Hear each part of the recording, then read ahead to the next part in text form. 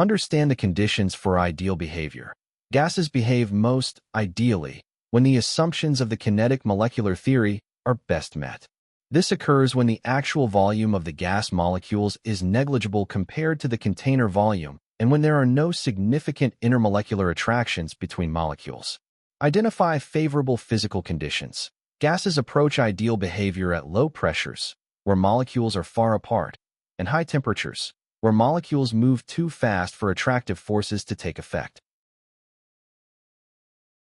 Compare pressures. Looking at the options, choice A has a pressure of 10 to the power minus 3 atmospheres, 0.001 atmospheres, while all other options, B, C, D, and E, are at a much higher pressure of 20 atmospheres. Low pressure is the most significant factor in reducing molecular interactions.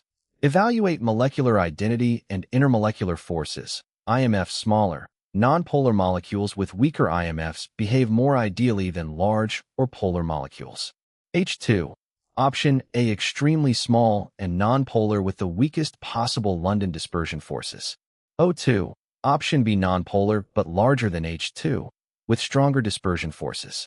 SO2 and NH3. Options C, D, E.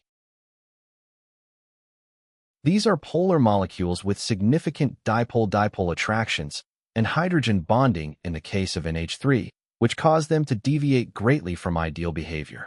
Conclusion: because option A combines the lowest pressure with the weakest intermolecular forces, it is the environment where molecules are most likely to behave like independent, ideal particles.